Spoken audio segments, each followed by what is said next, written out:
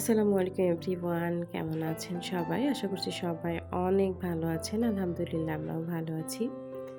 নতুন আরেকটি ব্লগে আপনাদেরকে স্বাগত জানিয়ে শুরু করছি। এখন ওই ঘড়িতে 10:30টার মতো বাজে। একটু ছাদে যেয়ে চালের গুঁড়া একটু রোদে দিচ্ছিলাম। চালের গুঁড়াগুলো হচ্ছে আমার মা দিয়ে গিয়েছে। তো এগুলো আসলে ভিজা, তো ভাবলাম আগে এগুলো ছাদে দিই। আজকে আর তেমন কোনো কাজ-কাম আপনাদেরকে দেখাবো না।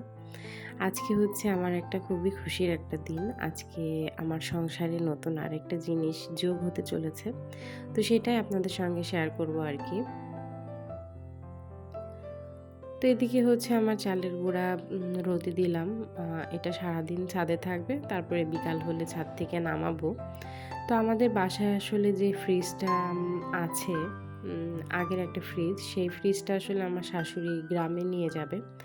তো গ্রামে যেহেতু সে নিয়ে যাবে, এজন্য আমাদের তো একটা ফ্রিজ দরকার। অনেকদিন ধরে আসলে আমরা ভাবছিলাম যে একটা ফ্রিজ কিনবো। তো সেই ফ্রিজটা কেনার উদ্দেশ্যই হচ্ছে আজকে বিকালে একটু বাইরে বের হব।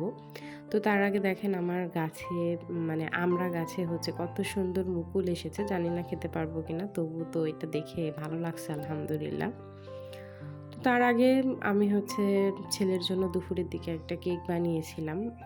এটা হচ্ছে গাড়ি থিমের একটা কেক। নরমালি এই কেকগুলা হচ্ছে আপনার 1.5 পাউন্ডের নিচে হয় না। কিন্তু আমি এটা 1/2 পাউন্ড এর একটা কেক দিয়ে ডেকোরেশন করেছিলাম। কেকটা কিন্তু দেখতে যেমন কিউট হয়েছিল, খেতেও অনেক মাশাআল্লাহ অনেক ভালো হয়েছিল। তো আমার ছেলে তো খুবই খুশি মাশাআল্লাহ। ওর জন্যই আসলে এই কেকটা বানানো। ও মূলত ভাবছিল যে এটা মনে হয় গাড়ি। ১ম এ ওইটা নিয়ে খেলা করার জন্য খুব চিল্লাপাল্লা করছিল। পরে কেটে দেওয়ার পরে সে কেকটা খাচ্ছিল আরকি। তো এই তো তারপরে বিকালের দিকে সবাই মিলে বের হলাম আমার সংসারের নতুন কিছু আনার জন্য। আম সংসারটা যেহেতু আমাদের দুজনের, আমরা দুজনই সবসময় চেষ্টা করি দুজনের সঞ্চয় থেকে আ টুকটাক করে আ কিছু একটা করা আমাদের সংসারের জন্য। তো আমাদের আসলে ইচ্ছা ছিল না যে এত বড় একটা ফ্রিজ কিনবো। আ ছোট ফ্রিজ কেনার ইচ্ছা ছিল। কিন্তু ছোট ফ্রিজ কিনতে যেয়েও যে দাম পড়ছিল, এটাও কাছাকাছি। তো ভাবলাম একটা বড় ফ্রিজই কিনি।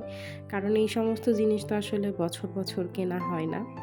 এজন্য আসলে ভাবলাম যে একটা কিনে রাখি, আমাদের জীবন তো পার হয়ে যাবে, এই আরকি। আর আমাদের এই ফ্রিজটা হচ্ছে ইকো প্লাস, এটা হচ্ছে বাটারফ্লাই কোম্পানির সম্ভবত। তো ভালোই, যেহেতু অনেক বড়, এটা হচ্ছে ডাবল ডোরের ফ্রিজ। এক সাইডে হচ্ছে আপনার ডিপ আর এক সাইডে হচ্ছে নরমাল। তো ফ্রিজ দেখে তারপরে টাকা পরিশোধ করে হচ্ছে, আ টাকা পরিশোধ না, সরি, আমরা হচ্ছে ডাউন পেমেন্টে নিয়েছি কিছু, মাসে কিছু মানে দিতে হবে কিস্তি হিসাবে। তো যাই হোক, এটা হচ্ছে আমরা টাকা পয়সা দিয়ে তারপরে বাসায় চলে আসছিলাম ফ্রিজ দেখে। বাসায় আসার পরে কিছুক্ষণ পরে হচ্ছে ওরা ফ্রিজটা পাঠিয়ে দিয়েছিল।